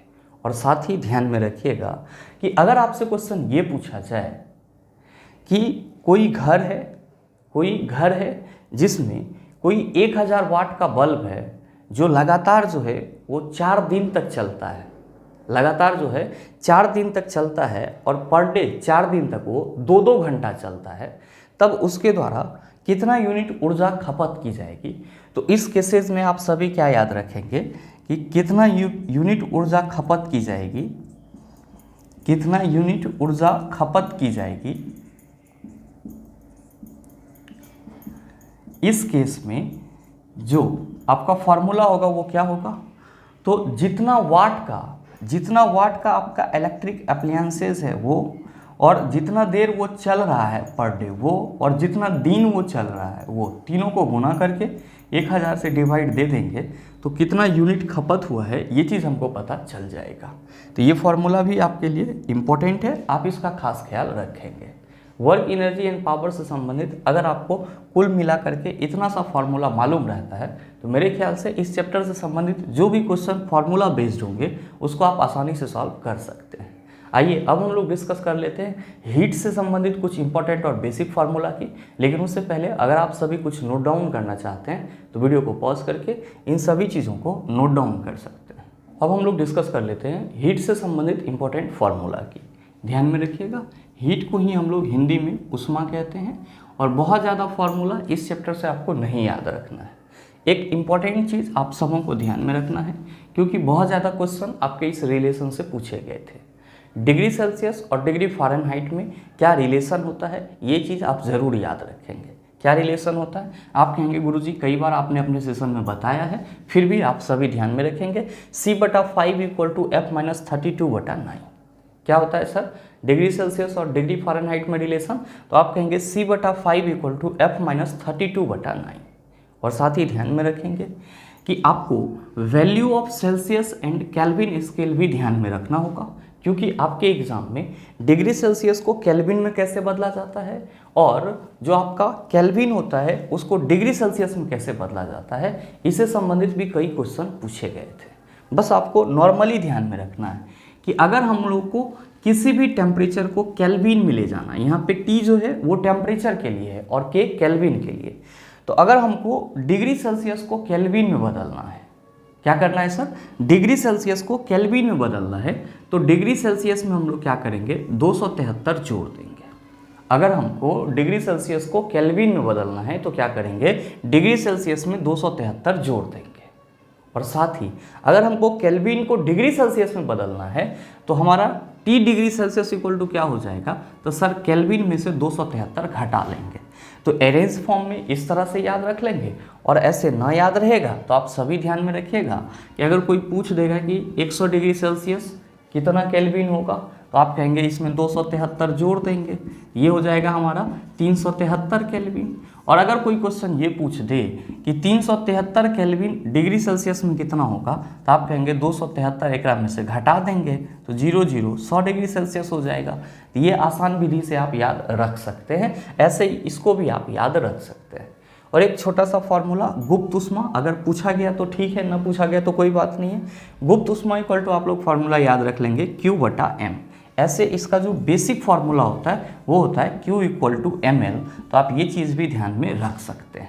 तो इतना ही फार्मूला आपके हीट के लिए काफ़ी हो जाएगा। आइए अब हम लोग डिस्कस करते हैं साउंड से संबंधित या वेव मोशन से संबंधित कुछ महत्वपूर्ण फार्मूला की। लेकिन उससे पहले अगर आप सभी कुछ नोट डाउन करना चाहते हैं तो वीडियो को पॉज करके इन सभी चीज़ों को नोट डाउन कर सकते हैं। अब हम लोग डिस्कस कर लेते हैं वेव मोशन या फिर साउंड से संबंधित इंपॉर्टेंट फार्मूला की। ध्यान दीजिएगा कि जो सबसे पहला फार्मूला आप सबों को ध्यान में रखना है कि कोई भी हमारा तरंग हो, तरंग का जो वेग होगा वो किसके गुणनफल के बराबर होगा? आवृत्ति और तरंगदैर्घ्य के गुणनफल के बराबर होगा। तो आप सभी इस चीज़ को हमेशा अपने माइंड में रखिएगा कि जो तरंग का वेग होगा वो आवृत्ति और तरंगदैर्घ्य के गुणनफल के बराबर होगा। और इसी को शॉर्ट फॉर्म में आप लोग v = न्यू इंटू लेमडा भी लिख सकते हैं। क्या लिख सकते हैं? v = new into lambda. और साथ ही ध्यान में रखेंगे यहाँ पे मैंने t करके एक फार्मूला लिखा है, t = 2π√L/g। मेरे मित्र ये क्या है? ये सरल आवर्त गति का यानी कि सिंपल पेंडुलम मोशन का टाइम पीरियड है। तो आप सभी ध्यान में रखेंगे जहाँ पे आपके क्वेश्चन में सरल आवर्त गति के लिए आवर्तकाल पूछा जाएगा, सरल आवर्त गति के लिए आवर्तकाल पूछा जाएगा, तब आपका फार्मूला क्या होगा? तो 2π√L/g। ध्यान में रखिएगा कि 2 तो आप सभी समझ रहे होंगे, पाई का वैल्यू भी आप सभी समझ रहे होंगे। यहाँ पे √L/g है, तो जो L है ये क्या है? तो L सर बॉब की लंबाई है। L क्या है? बॉब की लंबाई है। या फिर ये क्या हो जाएगा? झूला जिस लेंथ से लटका होगा उसकी लंबाई हो जाएगी। और जी तो गुरुत्वीय त्वरण हो जाएगा। तो जब क्वेश्चन में सिंपल पेंडुलम की बात की जाएगी तब हम लोग ये फार्मूला लगाएंगे। और साउंड से संबंधित जो आपको फार्मूला याद रखना है उसमें बड़ा ही बेसिक सा चीज़, यही फार्मूला आपका साउंड में भी काम कर जाता है। और दूसरा आपको जो साउंड से संबंधित याद रखना है वो आवृत्ति और आवर्तकाल में संबंध। आप सभी ध्यान में रखेंगे कि आवृत्ति इक्वल टू क्या होता है? तो न्यू इक्वल टू 1/t होता है और t इक्वल टू क्या हो जाता है? तो 1/n हो जाता है। यानी कि आवृत्ति आवर्तकाल के व्युत्क्रम होता है, जबकि आवर्तकाल जो है वो आवृत्ति के व्युत्क्रम होता है। ये दोनों पॉइंट भी आप ध्यान में रखेंगे। और साथ ही आवृत्ति के लिए एक और फार्मूला आप लोग याद रखेंगे कि कंपन की संख्या बटा समय, यानी कि जितना कंपन होगा और जितना देर में वो कंपन हो रहा है वही क्या कहलाएगा? तो सर जब दोनों को डिवाइड कर दिया जाएगा तब वो फ्रीक्वेंसी यानी कि आवृत्ति कहलाएगा। हालांकि ध्यान में रखिएगा कि क्वेश्चन में तरंग का वेग दिया हुआ रहे और तरंगदैर्घ्य दिया हुआ रहे, तो आप यहाँ से भी आवृत्ति निकाल सकते हैं। कैसे? तो ध्यान देंगे, क्योंकि आवृत्ति को हम लोग न्यू से रिप्रेजेंट करते हैं, तो यहाँ पे हम लोग कह सकते हैं कि गुरुजी न्यू इक्वल टू हो जाएगा v/λ। क्या हो जाएगा? v/λ। तो आप इस तरह से भी फॉर्मूला को डिराइव कर सकते हैं, बशर्ते कि आपको बेसिक फार्मूला मालूम होना चाहिए। एक और इम्पॉर्टेंट फार्मूला आप सभी ध्यान में रखेंगे जो कि इको से रिलेटेड है। बहुत सारे मित्र वहाँ पे कंफ्यूज होते हैं कि गुरुजी हमसे क्वेश्चन पूछ देता है कि कोई स्रोत ध्वनि का किसी और जगह पे है और जब उससे ध्वनि निकलती है तो वो किसी परावर्तक सतह से टकरा करके हमारे कान तक पहुंचती है। तो हमसे ये पूछा जा रहा है कि यहाँ पे जो इको होता है उस दरमियान जो स्रोत है ध्वनि का और जो परावर्तक सतह है उसके बीच में दूरी कितनी है। तो मेरे मित्र आप सभी ध्यान में रखेंगे कि इको प्रतिध्वनि से रिलेटेड क्वेश्चन के लिए जब आपको डिस्टेंस की बात की जाएगी तो आप लोग कहेंगे 2d = v/t। क्या फॉर्मूला याद रखेंगे? 2d = v/t और यहाँ से आप d निकाल लेंगे तो v/t/2 हो जाएगा। अच्छा ध्यान दीजिएगा कि ये जो आपका डिस्टेंस है वो तो दूरी हो जाएगा किसके बीच? तो स्रोत और परावर्तक सतह के बीच भी क्या होगा, ध्वनि का वेग होगा, टी क्या होगा, समय होगा। ध्यान में रखिएगा कि इक्को से संबंधित जब भी क्वेश्चन पूछा जाएगा तो आपके क्वेश्चन में ध्वनि की चाल और समय मेंशन रहेगी, सिर्फ और सिर्फ आपको डिस्टेंस निकालना होगा। तो बस ये वाला फॉर्मूला आप याद रखिएगा, आपका काम बन जाएगा। और बाकी साउंड से रिलेटेड और बहुत ज़्यादा चीज़ में पढ़ने की ज़रूरत नहीं है, भ्रमित होने की ज़रूरत नहीं है, इतना सा बस आप एक बार रिकॉल कर लीजिएगा, आपका काम बन जाएगा। आइए अब हम लोग डिस्कस करते हैं लाइट से संबंधित इंपॉर्टेंट फार्मूला की, जो आपके एग्जाम के लिए बहुत ही इंपॉर्टेंट है। लेकिन उससे पहले अगर आप सभी कुछ नोट डाउन करना चाहते हैं तो वीडियो को पॉज करके इन सभी चीज़ों को नोट डाउन कर सकते हैं। अब हम लोग डिस्कस करते हैं लाइट से संबंधित महत्वपूर्ण फार्मूला की। मेरे मित्र ध्यान दीजिएगा कि जब हम लोग लाइट से संबंधित महत्वपूर्ण फार्मूला की बात करते हैं तो यहाँ पे बेसिकली आपको प्रकाश के परावर्तन और अपवर्तन से संबंधित फार्मूला आपको ध्यान में रखना होता है। प्रकाश के परावर्तन और अपवर्तन से संबंधित फार्मूला आपको अपने माइंड में रखना होता है। मेरे मित्र ध्यान में रखेंगे कि अगर हम लोग प्रकाश के परावर्तन की बात करते हैं तो जनरली यहाँ पे जो हमको पूरे चैप्टर में फार्मूला याद रखना होता है वो क्या होता है, तो आप सभी कहते हैं कि गुरुजी जो दर्पण की फोकस दूरी होती है वो वक्रता त्रिज्या की आधी होती है, यानी कि F = क्या होता है, R/2 होता है। तो पहला फार्मूला आपका ये निकल के आ जाता है कि दर्पण की फोकस दूरी वक्रता त्रिज्या की आधी होती है। ध्यान देंगे ट्रेंड बदल गया है, क्वेश्चन दूसरे तरीका से भी पूछा जाता है। क्योंकि आप F = R/2 कह रहे हो तो क्रॉस मल्टीप्लिकेशन करोगे तो आप R = क्या कहोगे, 2F कहोगे। तो आप ये भी कह सकते हैं कि गुरुजी दर्पण की जो वक्रता त्रिज्या होती है वो फोकस दूरी की दोगुनी होती है। तो क्वेश्चन आपसे ऐसे भी पूछा जाता है कि दर्पण की वक्रता त्रिज्या डैश की दोगुनी होती है, आप कहेंगे फोकस दूरी की दोगुनी होती है। ये आपका पहला फॉर्मूला हो जाता है। दूसरा फॉर्मूला हो जाता है आपका दर्पण सूत्र। दूसरा कौन सा हो जाता है, दर्पण सूत्र। और ध्यान में रखेंगे कि दर्पण सूत्र के लिए फॉर्मूला क्या है, तो दर्पण सूत्र के लिए फॉर्मूला है 1/F = 1/V + 1/U, जहाँ पे V क्या है आपका, तो ध्यान में रखेंगे कि V प्रतिबिंब दूरी है, V प्रतिबिंब दूरी है, और U क्या है आपका, तो U जो है वो वस्तु दूरी है। U क्या है, वस्तु दूरी है। और साथ ही ध्यान में रखेंगे कि जो तीसरा इंपॉर्टेंट फार्मूला होता है वो होता है मैग्नीफिकेशन का, वो होता है आपका मैग्नीफिकेशन का, जिसको हम लोग क्या कहते हैं, आवर्धन कहते हैं। और आवर्धन = फॉर्मूला आप सभी ध्यान में रखेंगे क्या होता है, -V/U होता है, यानी कि प्रतिबिंब दूरी और वस्तु दूरी के अनुपात को हम लोग क्या कहते हैं, तो आप सभी कहेंगे कि गुरुजी आवर्धन कहते हैं। मेरे मित्र आवर्धन के लिए एक और फार्मूला होता है M = HI/HO, जहाँ पे HI क्या है, तो ये आपका इमेज की ऊंचाई है। HI क्या है, इमेज की ऊंचाई है, जबकि आपका HO क्या है, तो सर ये वस्तु की ऊंचाई है। तो आप ये भी फॉर्मूला अपने माइंड में रखेंगे, आपके लिए बहुत ही जरूरी है। तो परावर्तन से संबंधित जो आपको 3 मेन फार्मूला ध्यान में रखना है वो ये कि दर्पण की फोकस दूरी वक्रता त्रिज्या की आधी होती है, या वक्रता त्रिज्या फोकस दूरी की दोगुनी होती है। दर्पण सूत्र 1/F = 1/V + 1/U हो जाएगा, जहाँ पे V प्रतिबिंब दूरी, U वस्तु दूरी, और मैग्नीफिकेशन के लिए फॉर्मूला जब क्वेश्चन में प्रतिबिंब दूरी और वस्तु दूरी दिया हुआ रहेगा तो -V/U हो जाएगा। और आवर्धन के लिए फॉर्मूला जब हमारे क्वेश्चन में इमेज की ऊंचाई और वस्तु की ऊंचाई दिया हुआ रहेगा तो HI/HO हो जाएगा। मेरे मित्र ध्यान में रखेंगे कि जब दो समतल दर्पण एक दूसरे के साथ किसी कोण पर इंक्लाइंड होते हैं तब उसके बीच में क्या होता है, सर नंबर ऑफ इमेज बनते हैं। वहाँ पे उसको हम लोग मल्टीपल इमेज कह देते हैं।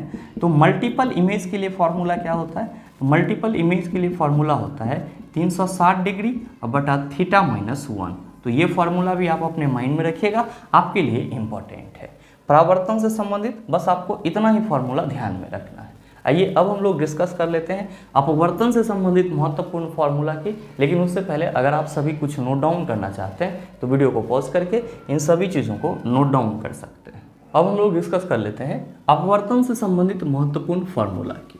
मेरे मित्र ध्यान में रखेंगे कि पहला जो आपको फार्मूला याद रखना है वो याद रखना है अपवर्तनांक का, अपवर्तनांक रिफ्रैक्टिव इंडेक्स का। क्या होता है फार्मूला, आप सभी कहेंगे कि गुरुजी निर्वात में प्रकाश की चाल, निर्वात में प्रकाश की चाल, निर्वात में प्रकाश की चाल बटा माध्यम में प्रकाश की चाल बटा माध्यम में प्रकाश की चाल क्या कहलाता है?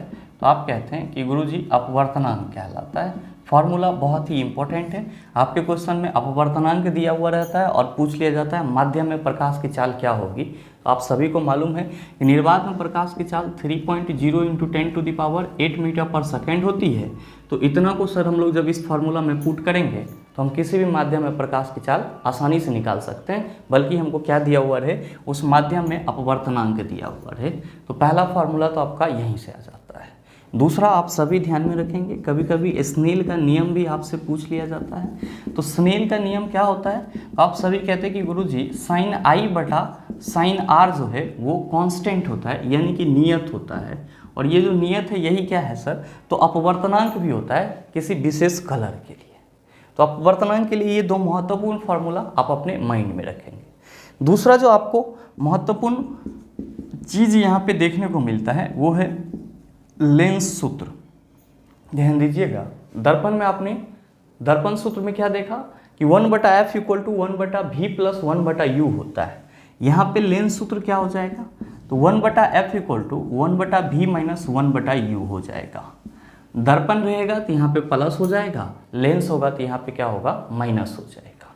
साथ ही लेंस में अगर हम लोग आवर्धन की बात करेंगे, लेंस में अगर हम लोग आवर्धन की बात करेंगे तो सीधे v/u की बात करेंगे। किसकी बात करेंगे? v/u की बात करेंगे। तो आप ये फार्मूला भी ध्यान में रखेंगे। और तीसरा जो आपका अहम फार्मूला है वो है लेंस की शक्ति। लेंस की शक्ति का ऐसा यूनिट क्या होता है? आप कहेंगे डायोप्टर होता है। तो लेंस की शक्ति को हम लोग P से रिप्रेजेंट करते हैं और P = फार्मूला होता है 1/f, यहाँ पे ध्यान में रखिएगा, मीटर। क्या होता है सर? मीटर। तो आप ये भी कह सकते हैं कि लेंस की जो शक्ति होती है वो फोकस दूरी के व्युत्क्रमानुपाती होती है। तो अपवर्तनांक से संबंधित यही बस आपका इंपॉर्टेंट फार्मूला है जो आप सबों को रिकॉल होना चाहिए, आपके माइंड में होना चाहिए। आइए अब हम लोग डिस्कस करते हैं इलेक्ट्रिसिटी से संबंधित महत्वपूर्ण फार्मूला की। लेकिन उससे पहले अगर आप सभी कुछ नोट डाउन करना चाहते हैं तो वीडियो को पॉज करके इन सभी चीज़ों को नोट डाउन कर सकते हैं। अब हम लोग डिस्कस कर लेते हैं इलेक्ट्रिसिटी यानी कि विद्युत धारा से संबंधित महत्वपूर्ण फार्मूला की। ध्यान में रखिएगा, विद्युत धारा से संबंधित जो महत्वपूर्ण फार्मूला आपको अपने माइंड में रखना है वो बस इतना ही है, लेकिन इसको क्रम से याद रखेंगे। पहला चीज़ ध्यान में रखेंगे कि विभवांतर के लिए फार्मूला क्या होता है? तो विभवांतर के लिए फार्मूला होता है W/Q। W क्या है हमारा? कार्य। Q क्या है? आवेश। तो आप ये कह सकते हो कि गुरुजी कार्य बटा आवेश क्या कहलाता है? विभवांतर कहलाता है। ध्यान में रखिएगा, अगर आपके क्वेश्चन में विभवांतर और आवेश दिया हुआ रहे तो आप कार्य निकाल सकते हैं और क्या कहेंगे कि गुरुजी W = हो जाएगा VQ। क्या हो जाएगा? VQ। और इस फॉर्मूला पे भी 1-2 क्वेश्चन पूछे गए हैं, मैंने आपको सॉल्व भी करवाया है। तो विभवांतर = फार्मूला क्या कहेंगे? W/Q। विभवांतर नहीं कहेंगे सर, इसको विभव कहेंगे। ठीक है, अब विभवांतर भी कहेंगे तो कोई दिक्कत नहीं है, क्योंकि VA - VB दो विभवों के बीच का अंतर विभवांतर कहलाएगा। फॉर्मूला यही रहेगा, लेकिन सटीकता के लिए हम लोग यहाँ पे विभव लिख लेंगे। विभवांतर कहेंगे तो VA - VB = W/Q सेम रहेगा, कोई दिक्कत नहीं है। ठीक है सर, तो ये फार्मूला याद रहेगा और इस तीनों में से कोई 2 चीज़ दिया हुआ रहेगा, एक आप आसानी से निकाल सकते हैं। दूसरा आवेश, आवेश के लिए फार्मूला IT सबों को याद होगा। यहाँ से आप I = क्या कह सकते हैं? Q/T। आवेश के प्रवाह की दर को विद्युत धारा कहा जाता है, इसमें तो कोई दिक्कत होना ही नहीं चाहिए। नेक्स्ट, ओम्स लॉ याद रखेंगे सर, बहुत ही इंपॉर्टेंट है। और ओम्स लॉ क्या कहता है कि विभवांतर जो है विद्युत धारा के समानुपाती होती है। और यही प्रोपोर्शनल साइन हटा देते हैं तो ये हमारा R आ जाता है। तो चला जी क्वेश्चन आपसे पूछ लिया जाता है कि ओम्स लॉ का कांस्टेंट क्या है, ओम्स लॉ का नियतांक क्या है?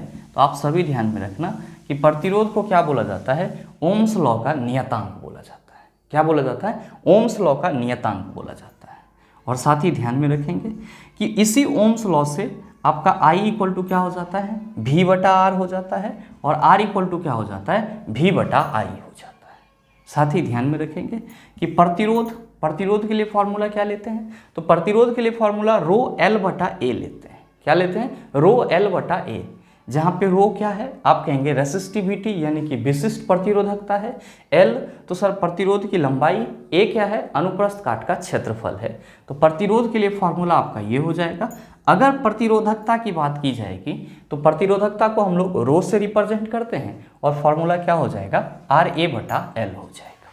मेरे मित्र ध्यान देंगे कि अगर क्वेश्चन में प्रतिरोधों को समांतर क्रम में संयोजन की बात की जाएगी तो आप क्या करेंगे, 1/Rp = 1/R1 + 1/R2 + 1/R3 करेंगे। और अगर आपके क्वेश्चन में प्रतिरोधों के श्रेणी क्रम संयोजन की बात की जाएगी तब Rs = R1 + R2 + R3 करेंगे। तो ये दोनों चीज़ आप ध्यान में रखेंगे। नेक्स्ट, ऊष्मीय प्रभाव का फॉर्मूला भी आप सबों को याद रखना है। विद्युत धारा का ऊष्मीय प्रभाव किसके द्वारा खोजा गया था, जूल के द्वारा खोजा गया था। और ऊष्मीय प्रभाव के लिए फॉर्मूला H = I² होता है, जहाँ पे I विद्युत धारा है, R रेसिस्टेंस और T क्या है, टाइम है। ये आपका इंपॉर्टेंट फॉर्मूला है, आप इसका खास ख्याल रखेंगे। नेक्स्ट, विद्युत शक्ति है तो आप सभी कहेंगे कि गुरुजी P = W/T हो जाएगा, W = PT हो जाएगा। लेकिन ध्यान में रखिएगा कि इस W के जगह हम लोग I² रखते हैं, जो हमारा विद्युत शक्ति होगा। एक तरह से ऊर्जा में व्यय किधर होगी, ऊर्जा में व्यय कैसे होगा, तो सर जो ऊष्मा है किसी भी इलेक्ट्रिकल अप्लायंसेस से जो इलेक्ट्रिसिटी पास होती है तो वो गर्म हो जाता है, गर्म हो जाता है तो सर हीट एनर्जी निकलती है। इसी हीट एनर्जी के व्यय का दर जो होगा वो क्या कहलाएगा, आप कहेंगे शक्ति। तो सर हम लोग यहाँ पे W के जगह I² रख सकते हैं। आप कहेंगे सर जब ऊष्मा इतना ही निकलता है तो उसको काहे नहीं रखेंगे। तो यहाँ पे I² अगर रख देते हैं तो ये T और ये T कैंसिल हो जाएगा, तो P का यानी कि शक्ति का एक अनदर फॉर्मूला I² भी होता है। ये चीज़ भी आप ध्यान में रखिएगा कि अगर आपके क्वेश्चन में विद्युत धारा और प्रतिरोध दिया हुआ है, शक्ति की बात की जाएगी, I² लगाएंगे, खट से आंसर आ जाएगा। नेक्स्ट, P = VI यानी कि विभवांतर और धारा का गुणनफल शक्ति होता है। ये चीज़ भी आपको अपने माइंड में रखना है। क्वेश्चन में विभवांतर दे देता है और साथ ही साथ धारा की बात कर लेता है और शक्ति पूछ दिया जाता है, तो वहाँ पे परेशान नहीं होना है सर। P = VI याद रखना है। और नेक्स्ट, P = V² भी होता है। तो अगर आपके क्वेश्चन में विभवांतर और प्रतिरोध दिया हुआ रहेगा तब आप शक्ति इस फॉर्मूला के सहारे निकाल सकते हैं। ये पूरा का पूरा आपका क्या हो जाता है, इलेक्ट्रिसिटी यानी कि विद्युत धारा का इंपॉर्टेंट फॉर्मूला हो जाता है। आप कहेंगे सर अब तो चैप्टर हमारा एंड हो गया। मेरे मित्र ऑब्वियसली आपका चैप्टर एंड हो गया, लेकिन यहाँ पे आपको कुछ और बेसिक मिसलेनियस फार्मूला ध्यान में रखना होगा। तो आइए अब हम लोग डिस्कस कर लेते हैं मिसलेनियस फार्मूला की। लेकिन उससे पहले अगर आप सभी कुछ नोट डाउन करना चाहते हैं या फिर स्क्रीनशॉट लेना चाहते हैं तो वीडियो को पॉज करके इन सभी चीज़ों को नोट डाउन कर सकते हैं। अब हम लोग डिस्कस कर लेते हैं 2-3 मिसलेनियस इंपॉर्टेंट फार्मूला की, जो आपके एग्जाम के लिए बहुत ही ज़रूरी है।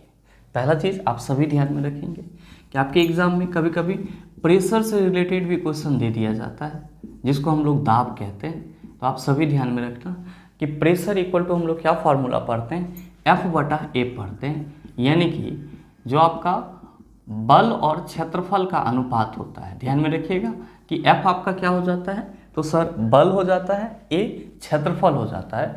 तो बल और क्षेत्रफल के अनुपात को हम लोग क्या कहते हैं, दाब कहते हैं। और ऐसे आप सभी ध्यान में रखेंगे कि दाब इक्वल टू हम लोग परनोद बटा क्षेत्रफल भी कहते हैं, यानी कि थ्रस्ट बटा एरिया भी कहते हैं। और ये क्वेश्चन भी आपके एग्जाम में पूछा गया था। तो इस टाइप का अगर कहीं पे क्वेश्चन आपसे मिल जाए तो आप लोगों को परेशान नहीं होना है। ये दोनों ही चीज़ आप सभी ध्यान में रखेंगे। और दूसरा जो सबसे इम्पोर्टेंट है वो है आपका डेंसिटी, जिसको हम लोग क्या कहते हैं, घनत्व कहते हैं। और इसको हम लोग D से रिप्रेजेंट करते हैं। और हम लोग ये कह सकते हैं कि Guruji density equal to formula mass बटा वॉल्यूम हो जाता है। और मास द्रव्यमान है और ये आयतन, मतलब ये हुआ कि द्रव्यमान और आयतन के गुणनफल को क्या बोला जाता है, घनत्व बोला जाता है। अच्छा ध्यान में रखिएगा, इसका यूनिट क्या होगा, इसका यूनिट kg/m³ हो जाएगा, kg/m³ हो जाएगा। और एक दूसरा आपका होता है सापेक्षिक घनत्व। दूसरा क्या होता है, सापेक्षिक घनत्व। तो ये चीज़ भी आप सबको ध्यान में रखना है कि सापेक्षिक घनत्व के लिए फॉर्मूला क्या हो जाता है, तो वस्तु का घनत्व बटा जल का घनत्व, वस्तु का घनत्व बटा जल का घनत्व। और साथ ही ध्यान में रखेंगे कि सापेक्षिक घनत्व का कोई फार्मूला नहीं होता है, ये शुद्ध संख्या होती है। और आपके एग्जाम में इस फार्मूला से भी 2-3 क्वेश्चन पूछे गए हैं। तो इस फार्मूला को भी याद रखना बहुत ही जरूरी है। घनत्व पूछेगा, द्रव्यमान बटा आयतन कहेंगे। सापेक्षिक घनत्व पूछेगा तो हम लोग वस्तु का घनत्व बता जल का घनत्व कहेंगे। मेरे मित्र, अगर आपको इतना सा फार्मूला याद रहता है तो मेरे ख्याल से आपके ग्रुप डी एग्जाम में जो क्वेश्चन पूछे जाएंगे और वो अगर फार्मूला बेस्ड होगा, चाहे वो न्यूमेरिकल हो या फिर थ्योरेटिकल हो, तो इतना फार्मूला से आगे नहीं जाना चाहिए सर। हाँ, ये हो सकता है कि 1-2 इधर उधर डेरिवेशन में आपको दिक्कत लगे, लेकिन अगर आपके पास इतना सा फार्मूला का संग्रहण है, आपके माइंड में ये सारी चीज़ें सेट है, तो मेरे ख्याल से आपको बहुत ज़्यादा समस्या का सामना नहीं करना पड़ेगा। और मेरे मित्र, उम्मीद करते हैं कि यहाँ तक के जितने भी फॉर्मूला थे उसको आप अच्छे से रिवाइज करके एग्ज़ाम हॉल में जाएंगे। और साथ ही उम्मीद करते हैं कि ये वीडियो आपको अच्छा लगा होगा। अगर आपको वीडियो अच्छा लगा तो वीडियो को लाइक कीजिएगा, ज़्यादा से ज़्यादा शेयर कीजिएगा, ताकि आप जैसे जितने भी भाई बंधु एग्ज़ाम देने जा रहे हैं वो एक नज़र इस वीडियो के माध्यम से फिजिक्स के फॉर्मूला का पूरा रिविज़न कर लें। और साथ ही अगर आप चैनल पे नए हैं तो सब्सक्राइब करके बेल आइकन दबा लीजिएगा, ताकि इस तरह के एग्जाम रिलेवेंट वीडियो का नोटिफिकेशन सबसे पहले आपके पास पहुंचे और आप उसको सबसे पहले देख पाओ। मिलते हैं फिर अगले सेशन में, तब तक के लिए best of luck. Thank you, have a nice day.